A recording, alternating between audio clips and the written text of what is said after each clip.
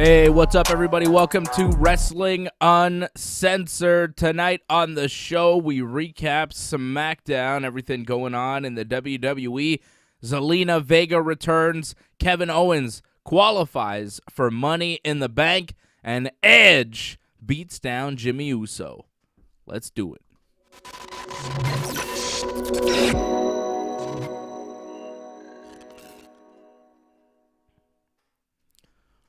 What's up, everybody?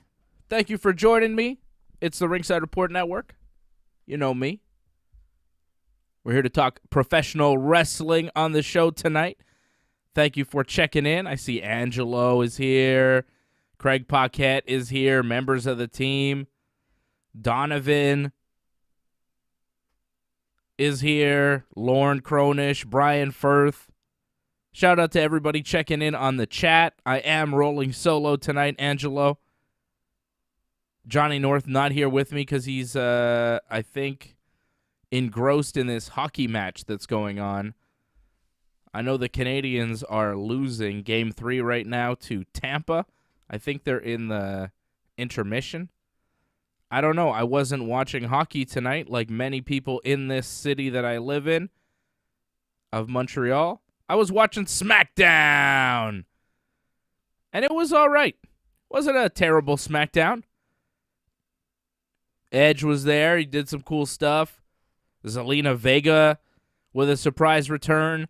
Kevin Owens and Sami Zayn tearing the house down with a tremendous last man standing match. Good Smackdown overall. Obviously some holes, and we will poke through those holes here momentarily. Don't forget to like this video, subscribe to the channel, do all the things. Do all the things. Join, like Angelo did, like Harold Schneider did. Brian Firth always supporting the channel on the Super Chat. Craig Paquette, member of the team. Brian Firth, of course, getting a lot of cool merch that we have over at merch.ringsidereport.net. And yes, Donovan, I did say on Monday that AJ and Freddie and I would be on Thursday, but then it was Canada Day, and AJ and Freddie were partying, and I was, we just kind of figured, let's just rest. Let's rest and relax because we have a big week next week with Conor McGregor coming back. There's no UFC this weekend. It's 4th of July weekend in the States. Happy 4th to all my American friends. It's Canada Day weekend here in Canada, so we're kind of taking it easy this week. 2 shows on the Ringside Report Network, Monday and Friday. I mean, And no Johnny North tonight. Johnny North taking the night off. So I'm rolling solo tonight, so I'm counting on you guys to kind of help me out and give me your thoughts on the show. I have thoughts. I'll give you my thoughts here. I assume everybody that did watch SmackDown had Kevin Owens and Sami Zayn as the match of the night. Pretty tremendous match between 2 great Canadian wrestlers, Kevin Owens and Sami Zayn. Despite how Sami may feel about me, I still think he's a great wrestler. I like Sami. Just playing around. Just playing around with Sami. Kevin Owens beat Sami Zayn via 10 count in the last man standing match. One of those matches where you have to beat down your opponent so much that, they can't stand up, and that's how the match ends. And they were beating each other down. Kevin Owens taking an amazing bump off the top rope to the outside through 2 tables. It was incredible. The 2 tables stacked up on each other. Kevin had stacked them up. You kind of figured somebody was going to go through them, but how? And Kevin kind of went to the top rope, had Sami set up for like a superplex. Sami jumps down from the top rope, goes behind Kevin, pushes him. Kevin does a front roll, like a front kind of swanton into 2 tables. Boom, boom. Hell of a bump by Kevin Owens. Hell of a bump. Sami hit his suplex on Kevin Owens on the apron during this match. That, whatever he calls it, exploder suplex or whatever. It's a nice little suplex that he does, and he did it to Kevin Owens on the apron. It was nasty. Kevin Owens powerbomb. The finish came, Kevin Owens just hitting powerbomb after powerbomb after powerbomb. Through the announce table with a powerbomb. Picks Sami up. Through another table that was set up ringside. Picks him up. Powerbombs him on the apron. Ref counts to 10. Kevin Owens wins. He's headed towards Money in the Bank. Hell of a match. Emotion between the two. Sami at one point yelling to Kevin, "How did it come to this?" And Kevin just proceeded to powerbomb him through the announce table. Great moment there. And you could see Kevin Owens like angry and just kind of unleashing the inner evil that he has. It was cool to see Kevin Owens, the baby face, but he went into kill mode there at the end. You saw the emotional change. It was really nicely done. Really nicely done by Kevin Owens and Sami Zayn. Two guys who you've seen wrestle over and over again, so it's hard for them to keep impressing, right? When you've seen it all, you've seen them kind of do all those moves before, it's hard to be impressed by what they're going to do. Like when Kevin has Sami, Kevin's in the corner at the top, and he does the big suplex, kind of fisherman suplex deal on Sami. It's cool, but you've seen it before. But when Sami's suplexing him on the apron, when Kevin's going through two stacked tables, like that's something else. It's something else that you haven't seen before, or if you have, you haven't seen it very often from those two. So they did a really good job of stepping up and taking what they do to another level tonight. It was a pay-per-view quality match in the middle of a SmackDown. It was better than anything on SmackDown. It's almost like it had no business being on the show. It was that good. Angelo Contagonis dropping a super chat. Thank you, Angelo. Just to say, how's it going? It's going all right, Angelo. I'm doing fine. I saw SmackDown tonight. It was decent. I like seeing Zelina Vega. A little bit puzzled on, how they used Zelina. I've got the Habs game in front of me. I see they're down 4-2, and they're losing the series 2-0. First two games were in Tampa. This is in Montreal. It's not doing better. I thought when they came back to Montreal, they might win. Because, there's fans. It's a home game. I thought they might win this game, make it 2-1, and then it's a series. But if they go down 3-0, it's kind of over, right? It's not over till it's over, but, 3-0 is hard to come back from in a 7-game set. Hoping that the Habs win, hoping for the best. I told you guys I'm not a hockey fan. I don't really care, but I put a couple bucks on the Habs to win just so I could root for them with the rest of the Ringside Report network, Lauren says bump on the apron was pretty wicked. It really was. Match of the night for sure. For sure. That apron, which bump on the apron? Kevin's with the suplex or Sami's with the powerbomb? Both were pretty nasty, right? Both were really good. Fantastic match. Cannot talk to you enough about how great that match was, right? Very good stuff. And Kevin wins now. He's in the Money in the Bank, which is good. Either way, I would have been happy with the winner there. I think either guy is a fun addition to the Money in the Bank ladder match. So far, this year's Money in the Bank. By the way, Money in the Bank is a couple weeks away now. Couple weeks. What's the date today? The 2nd? It's on the 18th. So we still have a couple weeks of TV left, but that's it. 2 more Raws, 2 more SmackDowns, Money in the Bank on the 18th. Ricochet, John Morrison, Matt Riddle, Drew McIntyre, Big E, Kevin Owens have all qualified for Money in the Bank. The final 2 participants will either be Cesaro or Seth Rollins, because they're going to wrestle each other next week on SmackDown for another spot. And King Nakamura, Shinsuke Nakamura, is going to wrestle Baron Corbin on SmackDown next week for the other spot.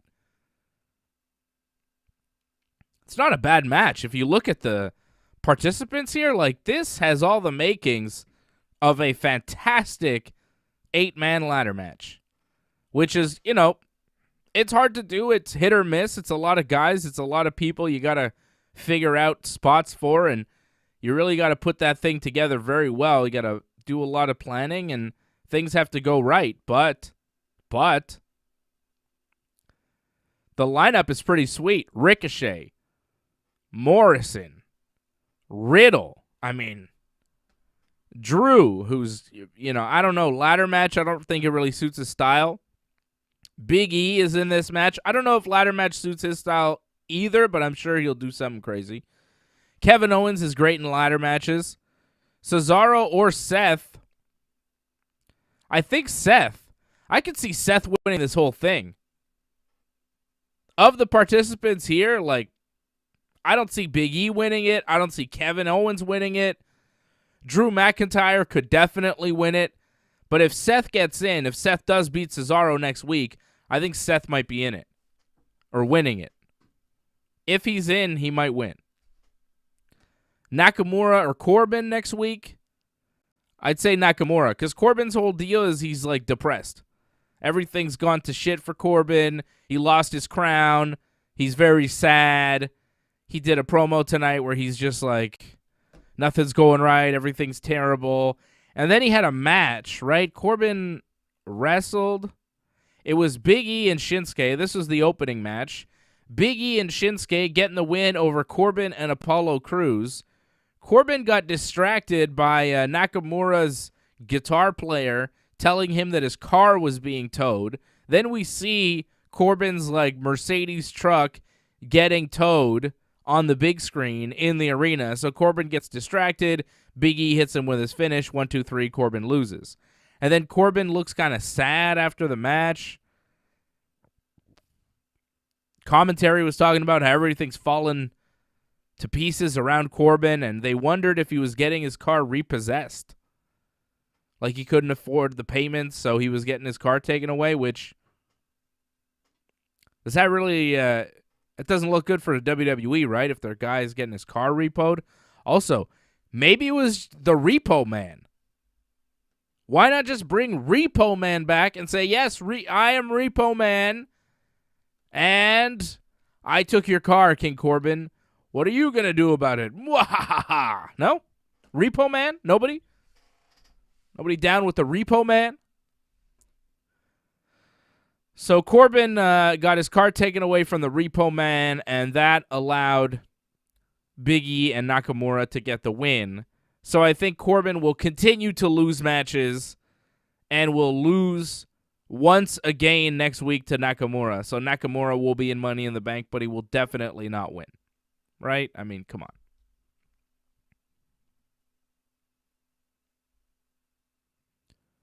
And this is the second to last SmackDown before they go back to live crowds, right? The first show WWE is going to do in front of a live audience will be a SmackDown. Thank you, Angelo, for re-upping your membership. Staying strong. The 16th of July, SmackDown in Houston, Texas, is going to be the first show WWE does back in front of the people, which is great. So next week's SmackDown is going to be the last SmackDown in the Thunderdome. One more SmackDown in the Thunderdome. 2 more Raws. 2 more Raws. But 1 more SmackDown. We're almost there. Interesting that they started with SmackDown and not with the Raw, right? The fact that the first TV show WWE's doing in front of a live audience is going to be a SmackDown and not a Monday Night Raw. Before they went to Fox, that would be unheard of. That they would debut something big like that on SmackDown instead of Raw. The Raw Monday is going to, leading into Money in the Bank is going to be meh, Thunderdome. Get this over with. Because then on Friday, in front of fans, Money in the Bank in front of fans, Raw in Dallas the next night in front of fans. Then we're off and running, and it's no more Thunderdome. It's over. We're going to have a real crowd, and we'll have finally a gauge of who's over and who's not. So that is coming up real soon. Real soon. Tonight was the second to last SmackDown in the Thunderdome. Next week is the last Thunderdome SmackDown. So forget Baron Corbin. The real big news here tonight, Kevin Owens and Sami have a great match, but Zelina Vega comes back. That's the big deal tonight. Zelina Vega makes her return to the WWE. she was released not that long ago, right? When was she released?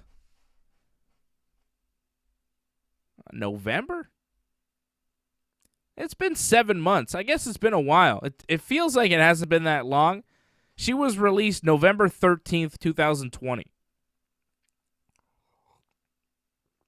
It's been a little while, but still surprising to see her back in the WWE.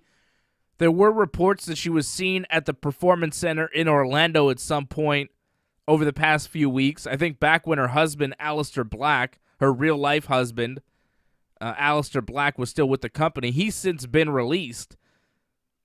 So the rumors of Zelina Vega showing up at the Performance Center, once her husband got released from the company, you thought, well, she's not going to come back now.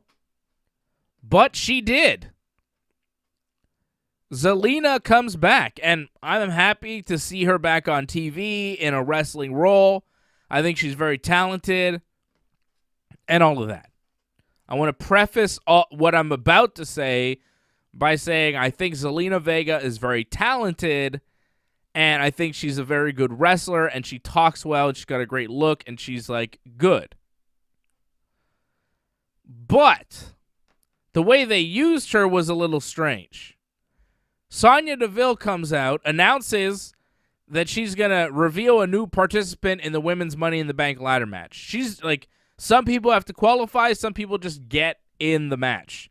Carmella just got a spot last week, and tonight Sonya shocks everybody by announcing Zelina Vega has qualified for Money in the Bank. She's in the Money in the Bank match despite having not wrestled for WWE this year at all.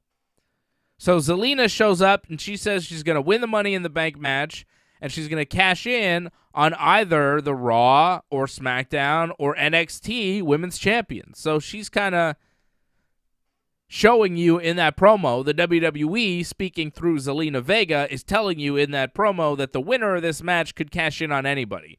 Just because a SmackDown person might win doesn't mean they can't cash in on a Raw person or NXT.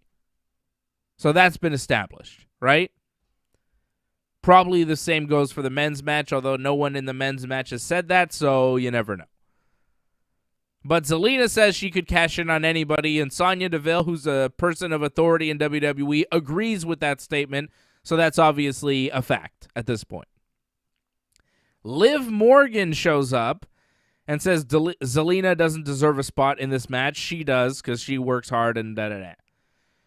And Zelina then cuts a pretty good promo on Liv saying, look, I may not have wrestled in WWE this year, but I've wrestled in rings all around the world, and I'm one of the most popular women's wrestlers of all time in WWE, which I don't know, but, you know, she said it.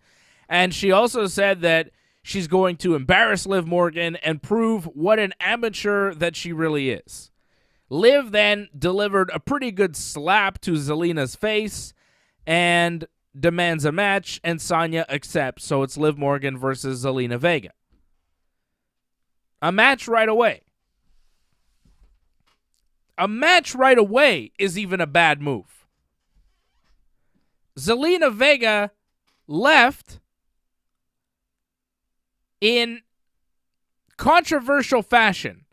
She's fired because she doesn't want to let go of her Twitch channel, right? Which, what's up with that? Does she have a special deal like Xavier Woods or whatever? She can keep her Twitch channel, or WWE's going to get some revenue off her Twitch channel, or what's the deal? What kind of deal did she work out to come back to WWE?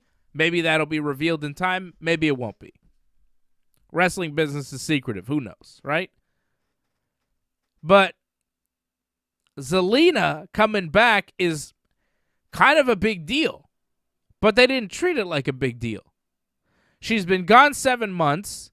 You didn't expect her to come back, be rehired. She is. She comes back. She's in the Money in the Bank ladder match automatically. So why not just wait and have her wrestling return in the Money in the Bank ladder match in 2 weeks? This is somebody who made a big name for herself by getting released. She's probably bigger now than she's ever been. She got heat. She got press out of getting fired, and why she got fired. Because the WWE was telling everybody that they had to stop their third-party social media stuff. So, Zelina made news when she got fired. They bring her back and announce she's in Money in the Bank. Cool. Liv Morgan cuts a promo on her. Zelina cuts a promo back. Fine. But don't have the match. Don't have the match tonight. Save it for next week. Say you're going to have it next week. Next week, Zelina Vega's in-ring return. Pump it up because she's supposedly a star that you're bringing back to the company for a reason. But they didn't do that.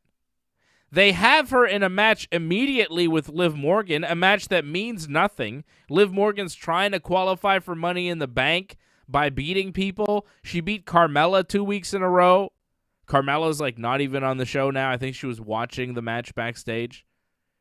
Liv Morgan is begging Sonya Deville for a spot in Money in the Bank, and Sonya's like, I don't know, maybe.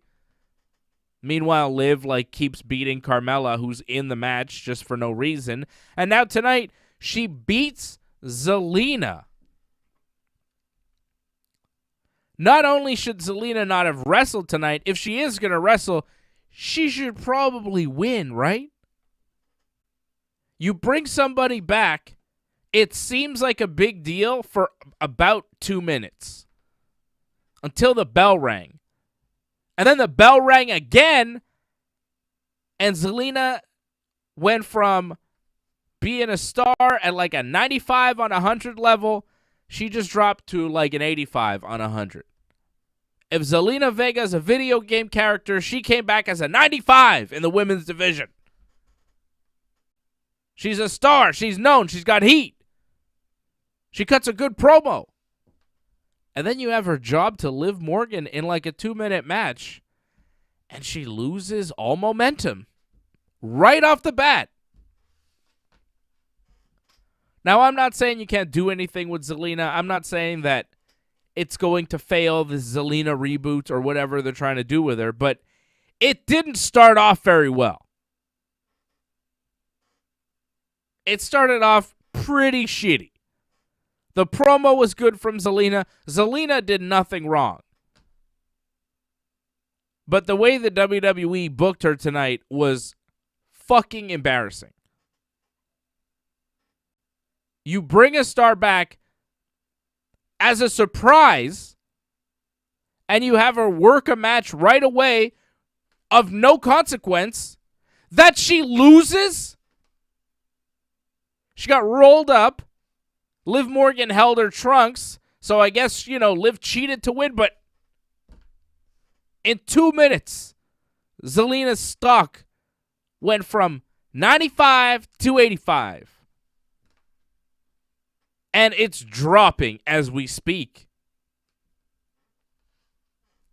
It's very disappointing what the WWE does to their talent. They have stars. They have a ridiculous roster of incredibly talented people that they squander on a nightly basis. And Zelina Vega is the latest victim of the WWE's terrible fucking creative. It's crazy how bad their writing is compared to how good their talent is. I don't think there's ever been a bigger disparity in professional wrestling of creative to talent. The early 90s of WWE, there was some talent there, but the creative was fucking right there too. It's never been this bad, and this, I heard Lana on Chris Jericho's podcast, and she was saying a lot of the same things I've been saying about the company. There's no follow-through. There's good ideas, there's things that pop up, and then it just kind of fizzles. And Jericho said, it's like they're looking for a reason to end something rather than keep it going. And that's really what they do. And it's baffling how they stop and start things and then wonder why they can't get anybody over or can't get anything going. It's got to be like a constant build. So much for the Zelina Vega return. I don't think it's going to work. I really don't. I don't think they're going to do shit with her. They obviously don't have big plans. If they had big plans, they wouldn't have brought her back like this. If I'm Zelina Vega right now, I'm thinking, fuck. I should have gone AEW. This is not working. Well, at least they're paying me. I mean, they must be paying her a shit ton of money. She must have a sweet deal for her Twitch channel. Like, they've got to be taking care of her. For her to come back, I really hope she got a good contract out of them. I hope she got some money. But, like, how are they bringing back Zelina Vega and Eva Marie and people and then firing a bunch of other people? It's just strange. It's a strange, way of doing business. You fire somebody 7 months ago and then you bring them back? Why? Why did you fire them in the first place? It's weird stuff by the WWE. I did not like the way Zelina was brought back tonight. Also, how tall is Zelina Vega? Because she seems about 4.5 feet tall next to Liv Morgan. And Liv Morgan is not big. Zelina Vega made Liv Morgan look like Andre the Giant. On Wikipedia, Zelina's officially billed at 5'1", but I swear she's not even that. Like, how tall is Liv Morgan? Liv Morgan isn't like Charlotte Flair or Rhea Ripley. Like, she's not that big. Liv Morgan is listed at 5'3". I swear, Liv Morgan looked about 6'5" in the ring next to Zelina Vega. Is Zelina, did she shrink or something? How small is Zelina Vega? I want to see Zelina Vega versus Alexa Bliss and see, who's smaller. They're both so small. Zelina looked like miniature. And Liv Morgan has never looked big. She's not big. She's small too. For a wrestler, they're both very small. For human women, they're, I guess, roughly average. I'm not sure. I think they're on the shorter side even. But Zelina is she looks like she is 4.5 feet tall and weighs 50 pounds. She looks like nothing in there. It's crazy. I don't think she lost weight. She looks the same as she always did. She's just really short. I guess she didn't wrestle that often against women. She was just kind of next to Andrade or whatever as a manager. She wasn't wrestling that much, right? So I guess when she did wrestle, I don't know. I've never noticed it before. Just seeing her wrestle for a long period of time. I mean, long period of time is 2-3 minutes with Liv Morgan. But I noticed how tiny Zelina Vega was. So she's back. And she's in the Money in the Bank ladder match. She joins Asuka, Naomi, Alexa Bliss. Oh, cool. Alexa and Zelina will be in the ring together. That'll be good. And we'll be able to get an idea of who the smallest women's wrestler is in WWE. Nikki Cross, Carmella, all in this match. So Zelina, Carmella, Nikki Cross, Alexa, Naomi, and Asuka. Asuka, who lost a match on Raw this week, basically 2-on-1. It was Asuka and Naomi. Eva Marie had given up on Doudrop, and then Doudrop just beats the shit out of Asuka and Naomi by herself and pins Asuka. It was the craziest shit I've ever seen. I mean, that's not... It was fucked. What? Doudrop, Eva Marie's sidekick, just squashed Asuka and Naomi on her own. Doudrop should challenge Rhea Ripley because she could probably just beat her in 2 minutes, right? Doudrop seems like she's booked stronger than anyone. Doudrop and, like, Omos are super strong right now.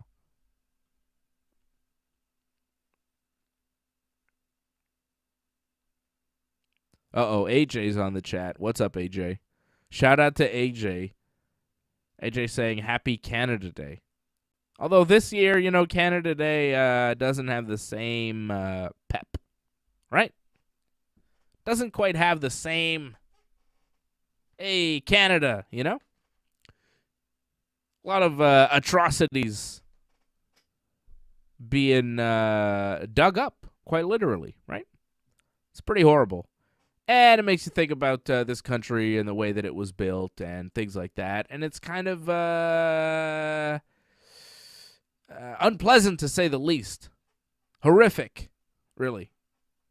Seems like, I mean, how many bodies have been found there of the kids that were murdered by these people?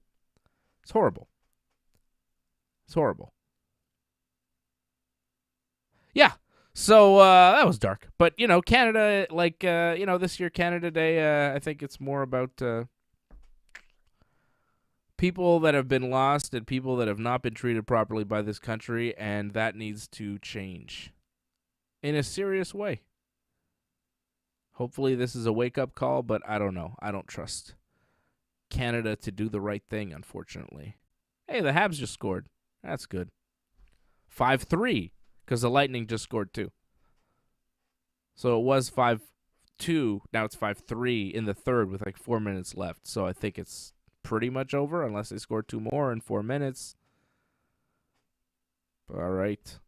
All right, guys. This show took a weird turn.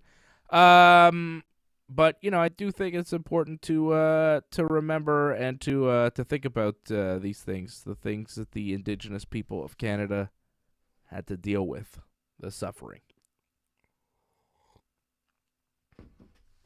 All right. I stand with them, and, you know, you got to talk about it because, you know, the more we talk about it, the more we realize it's a serious problem. Maybe something could be done about it. I don't know. Fucked up. Really fucked up. All right. What else is fucked up? Rick Boogs and Baron Corbin. I don't care about those guys. Jimmy Uso. James Uso decided that he was going to call out the rated R superstar Edge. He's going to do this on behalf of his cousin, the head of the table, Roman Reigns. Hooah. Paul Heyman seems to think it's a good idea, I guess. Or, I don't know, he's encouraging Jimmy Uso to do it, but he seems kind of sneaky about it. Roman is not there, apparently. So Edge shows up when Jimmy Uso calls him out and says, Roman is just using you like he's using your brother Jey Uso, and you're one of Roman's bitches now, Jimmy, and you think you laid a trap for me, but really it's Roman that has laid the trap for you because I'm about to attack you. And then Edge goes and beats up Jimmy Uso. Jimmy gets a little bit of offense on him, but really not much. Edge comes back, just beats on him, hits like fucking spears and just everything, just beats him up, puts him in a chokehold, and then at the end of it, he grabbed a steel chair, he snapped the bottom off a steel chair like a piece of metal, and then he put it in Jimmy's mouth, and he kind of like pulled back like a yes lock almost, a crossface, but using the piece of metal in Jimmy's mouth to kind of pull his head back. He did it at WrestleMania to Roman. It's a cool little move that Edge has developed. And he did it to Jimmy Uso tonight on SmackDown. And Edge just maniacal yelling at Roman Reigns, who was not there, telling Roman that he's going to kick his shiny teeth down his throat, which I thought was very funny because I'm sure many of you have noticed Roman Reigns' especially shiny, gigantic teeth that are clearly fake teeth that he got put in there. Roman has fake teeth, like those super white, like shiny choppers. That guy, he's got some big fake teeth, and they're shiny. They're very shiny. And Edge said he's going to kick his shiny teeth down his throat. That was a good little joke there by the Edgester. I like that one. I thought that was good. So Edge, good tonight. Good stuff from the Rated R Superstar. I liked it. I liked what I saw from Edge tonight in the main event of SmackDown. I really do. He did well. I liked it even better than what he did last week. I thought Edge was great tonight in what he did. Jimmy Uso just getting left for dead by Roman Reigns. Like, Roman just not supporting his cousin. I don't know what's going on there. I'm kind of tired of it, the whole Roman and Jimmy Uso and Jey Uso story. Like, I don't really care about that. I like Edge. I like seeing Edge, like, beating people up and doing his thing. I like that. I like Edge beating up Jimmy Uso. That was enjoyable. Edge delivers a good beating. He's believable. He seems angry and crazy. Like, he's putting it on, but goddamn, he does it well. Edge does a really good job. It was great tonight. And I'm looking forward to the match with Roman Reigns because I think it's going to be fantastic. So I'm all good with Edge versus Roman. It's the Roman sideshow with Jimmy Uso and Jey Uso that I'm not super into. Otis beats Angelo Dawkins tonight via pinfall after a Vader bomb. Otis looks really good. He's got a short haircut now. He's clean shaven, no beard. He's a completely different man, and he looks so intimidating. He was kind of comical before doing the, oh yeah, but he's not doing any of that shit anymore. No more worm, no more ooh yeah, no more beard, no more long hair. He's just like fucking evil looking. Evil. He's got Chad Gable there in his corner, and this act is finally working where I'm like, this looks like a main event act right now. Otis as this big, snarling beast of a man with a legitimate background, with the legit as hell Chad Gable behind him. What I saw tonight, those two guys beating up Angelo Dawkins, that felt like a main event act. Otis felt like a guy who could challenge a babyface champion. Unfortunately, there are no babyface champions right now. I don't think there's a single babyface champion in the company. Is there? I mean, Bobby's a WWE champ. He's a heel. Drew is not the champion, so forget him. Roman, obviously, Universal. He's a heel. Apollo's the Intercontinental champion. He's a heel. I'm trying to come up with who the U.S. champion is, but it's just not coming to me. It's got to be on Raw. Sheamus. He's a heel, I think. Where was Sheamus this week? Where's old Shamo? He's a heel too, right? God damn, pal. All their champions are heels on the men's side as far as singles champions. So for a guy like Otis, you need a babyface to win. But I think at a certain point, Otis is going to be big money for them if they follow through, which they probably won't.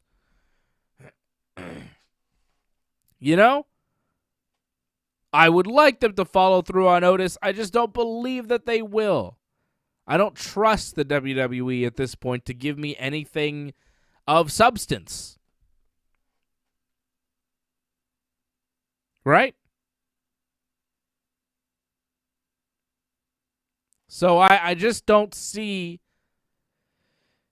great things in the future for Otis, unfortunately, even though I think he's a tremendous talent. I just don't trust the WWE to do it right. They had him win Money in the Bank before, and look, they took it away from him, gave it to The Miz, and then completely buried Otis. The whole Mandy Rose thing where he looked like an idiot. Like,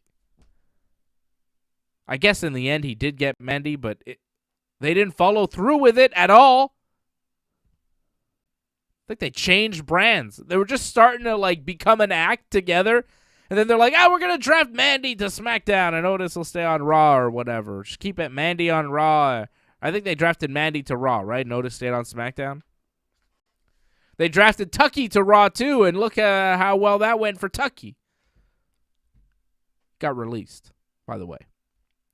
So I'm hoping for the best with Otis because he's a tremendous talent. But, I've seen the WWE squander so many great talents over the past 15 years that it is hard to believe in them not squandering another one. But Otis will look good tonight. Seth Rollins, backstage with Sonya Deville and Adam Pearce, was upset that Edge is the one getting the title shot at Roman Reigns instead of him. Seth wants the title. He wants Roman Reigns. That's interesting. Seth is a heel right now. Who knows what's going to happen in the future, but that Seth-Roman match is bound to happen, and they continue to tease it. Seth will face Cesaro next week in a Money in the Bank qualifying match. If he wins, he could potentially win Money in the Bank and then cash in on Roman, but I don't know if he would. I don't know.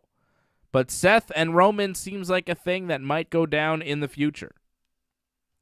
By the way, for all you hockey fans, the Canadians just lost the game, and they're down 3-0 now in the series in the Stanley Cup final. So it doesn't look good for all you Habs fans. Sorry about that, guys.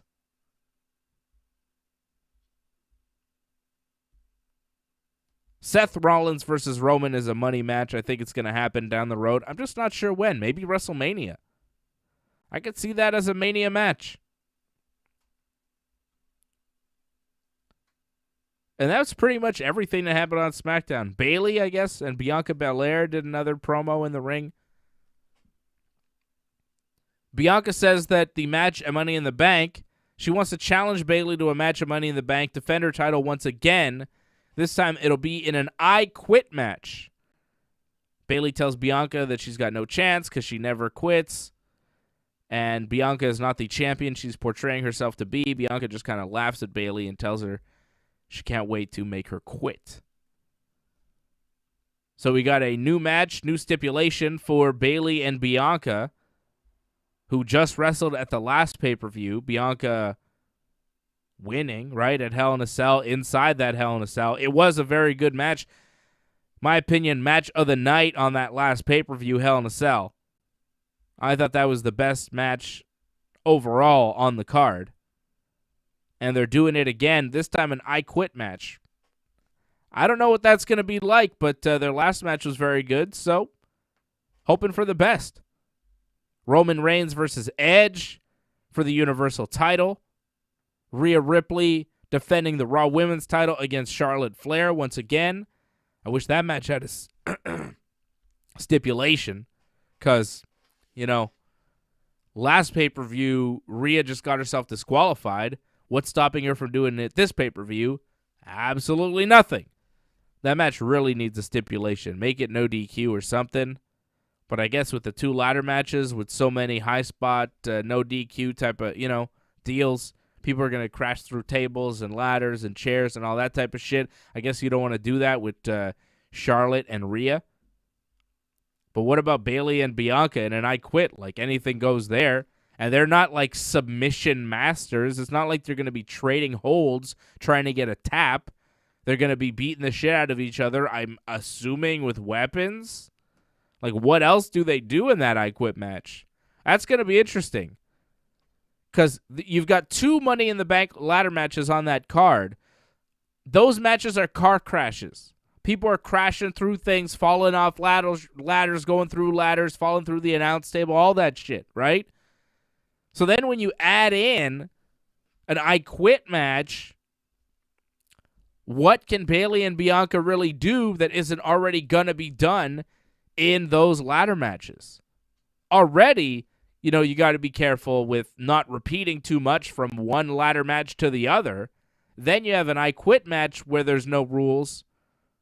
I guess if Rhea Charlotte was another no DQ type of match, it would be stacking this like a full no DQ card where everything would kind of look the same, but Rhea versus Charlotte in a straight-up one-on-one match doesn't make a lot of sense considering what happened last time, but hey. Bobby Lashley defending the WWE title against Kofi Kingston. Don't expect Bobby to lose, but I would love it. And then you got the 2 ladder matches. Asuka, Naomi, Alexa Bliss, Nikki Cross, Carmella, Zelina Vega, and then 2 more. Not sure who they're going to be. Raw already has their 4, so the 2 more will come from SmackDown. Likely Liv Morgan and someone else? Is there anybody else on SmackDown in the women's division? Sasha Banks, perhaps, could come back and take that spot. I don't know. Maybe Sonya Deville herself. Maybe she takes a spot for herself, you know? I could see that. And then the men's Money in the Bank ladder match, you got Ricochet, Morrison, Riddle, Drew McIntyre, Big E, Kevin Owens, Cesaro or Seth, and Nakamura or Corbin. And I'm thinking it'll be Seth and Nakamura. Or, nah, I think Seth and Nakamura. That's my bet for that one.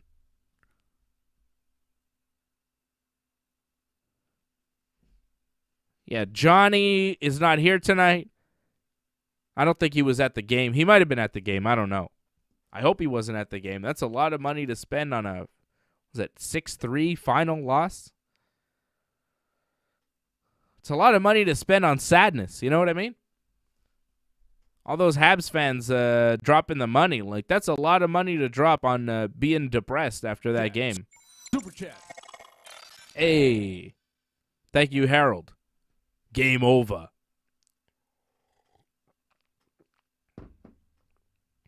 I don't know. Some of those prices for the Canadians tickets were outrageous. Thousands of dollars, right? $3,000, $4,000, $5,000 a ticket. Crazy stuff. I mean, if you got the money and you want to do it, God bless. If that's what you want to go and do with your money, it's cool. So there it is. But, yeah, they're down 3-0.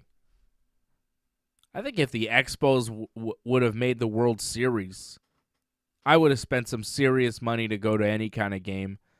Even if they were down 2-0. Like, even if I knew there was a chance they'd lose and be down 3-0 in the World Series. Just to see the Expos in the World Series, you know, that would be the craziest thing. But, I mean, that was never going to happen, so, right? Because they were not very good. But the Canadians, I guess, it is pretty rare that they're in the Stanley Cup Finals. I guess the last time they were in the finals was, 1993, so. Might only happen once in your lifetime to see them in the finals. So, hey, drop the money. Makes sense. It makes sense. Super chat. Super chat. Angelo says, it's okay. I'll have time to spend on wrestling now. Yeah. That's it. I think, you know, it's kind of coming towards an end. And you can watch wrestling instead, right? Johnny North is going to stop watching hockey. He's going to stop being so into hockey, and he's going to come back to professional wrestling. I don't think he watched SmackDown tonight. I know he quit watching Raw because, you know. But, yeah. People will be coming back to professional wrestling. A lot of people very into the hockey. I don't know. It doesn't... I don't really get it. I'm born and raised here in Montreal. I'm a Canadian guy and all that stuff. But the hockey thing never took me. You know, I never got bit by the hockey bug. Never played hockey. I never really cared about hockey. It's not like there's a passion for the Canadians that I don't relate to at all in my fellow, citizens here in this city. I don't get it. It's not something that I could ever get on board with and like that feeling, you know? I don't know. There, Angelo says he's seen them play twice in the finals, 93 and 2021. Weren't they in the finals in 86, Angelo? Maybe you're too young to remember in 86, right? I am. Didn't they win in 86? I thought they won in 86, right? I didn't see them play in 86. I don't remember that whatsoever. I was like 7 or 8 years old when they won in 93, so I have a vague recollection of that. They beat Wayne Gretzky, right, and the LA Kings. That was a big deal. I remember thinking, well, they can't beat Wayne Gretzky. He's Wayne Gretzky. And then they did. And I was like, oh, that's pretty cool. And now, yeah. Oh, well. Oh, well. Like, I'm aware of the Canadians, but I don't, like, watch the games or really care about hockey that much. I like wrestling, you know? I like wrestling and MMA and baseball. Like, I grew up playing baseball. I was a baseball player for most of my life, so I'm a baseball fan. But I have no hometown team to root for. Like, I get rooting for the home team. Rooting for the home team. I totally understand that. And I had that with the Expos, but they're gone, so it's like, All right? Lauren says he saw the Canadians in 86 and the 70s. There you go. I'm pretty sure my dad was at one of the, like, games in the finals, or he saw them win a cup or something at some point. I don't know. He's seen that stuff. I'm sure my dad was watching the game tonight, you know? A lot of people, especially people that grew up in the 70s when they were so good, they have that attachment, right?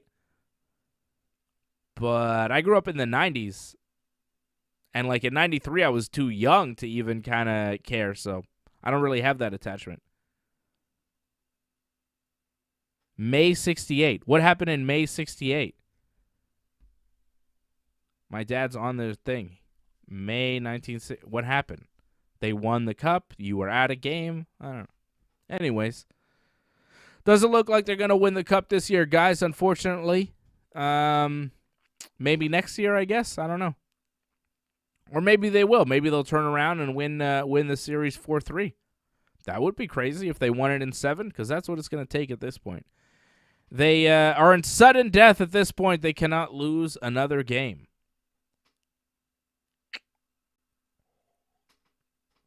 What are you going to do? All right.